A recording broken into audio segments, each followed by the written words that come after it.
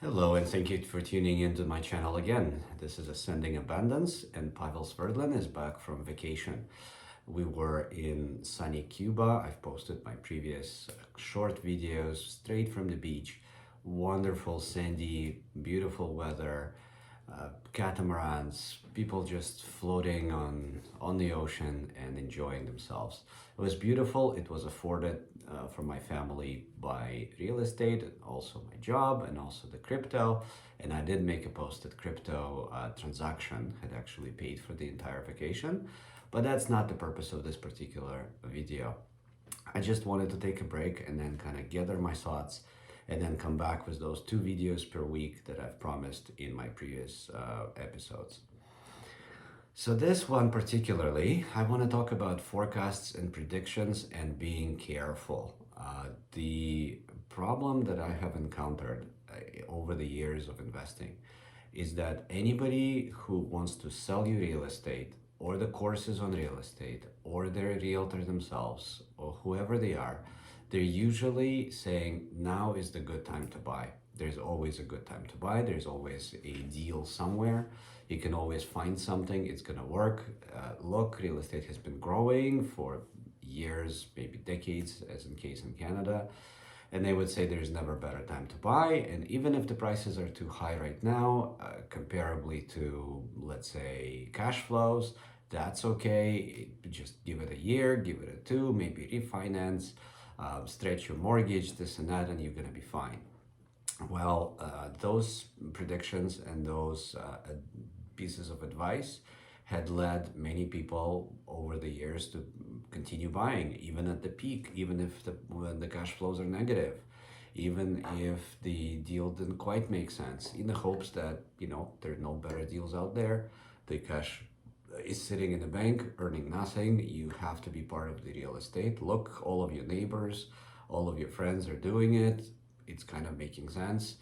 For example, if I were to look at a duplex in Barrie, you could have bought Barrie, Ontario. That's north of Toronto by about an hour. In Barrie, Ontario, you could have bought a bungalow for almost $1 million, renovated and put a legal basement suite in there and rent it out, let's say all in all for about $4,000, just round it up.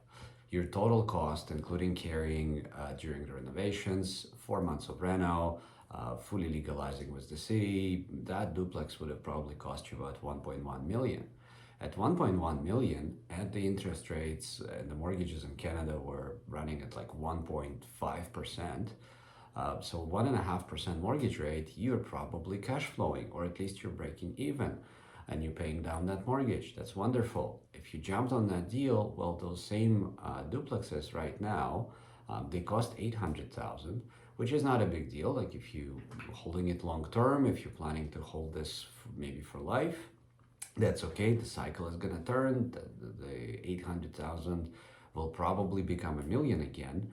But if you were looking at the cash flows and you didn't lock in that 1.5% interest rates and you had some of it in variable, or you maybe even had a fixed rate, you're smoking, okay, that's fine. Yeah, you think it's a smoking deal. You fixed the rate, you did great. That fixed rate is going to expire in a year or two, and you're still going to be subject to the regular interest rates that are the same for everybody. And then you're going to be negative in the cash flowing, probably 1.5 to 2,000, maybe more. And then can you carry that?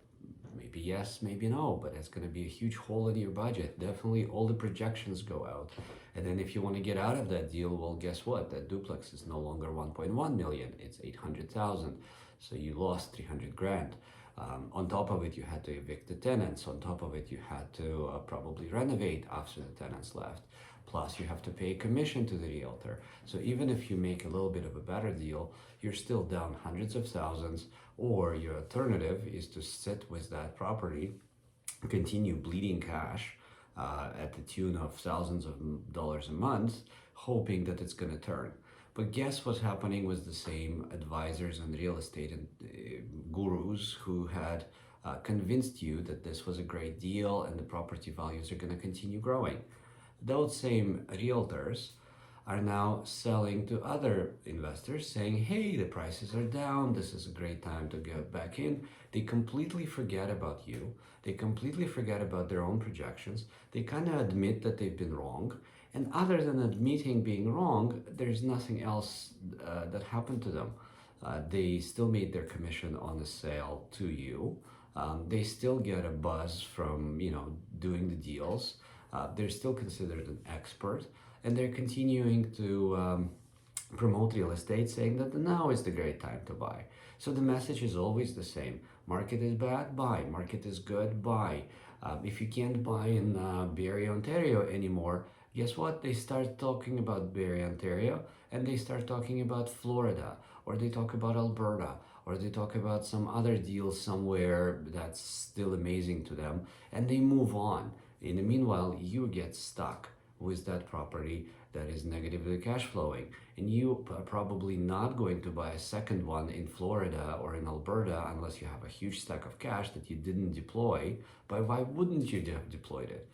It made sense. You wanted to buy a duplex in Barrie, probably you bought a few of them, or maybe some other deals, maybe condos downtown Toronto, who knows? And by now you're stuck, there is no cash. In fact, you're cash flowing negatively, probably on some of those recent investments, and you're just left out hanging.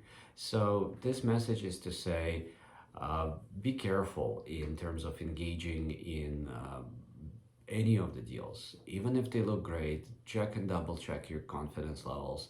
Make sure that the cash flow, even if it turns negative, is still affordable for you. If you do lose those couple $100,000, that's okay by you. And if you're definitely not seeing the margin of safety, if you're not seeing the kind of obvious opportunity in a particular deal, don't go in there just because a realtor said it's great, just because maybe a couple of people in front of you did the same and said it's great and it worked for them. Stress test it at least somewhat. I do appreciate that there are no fantastic deals usually just hanging around. It's tough to find a deal.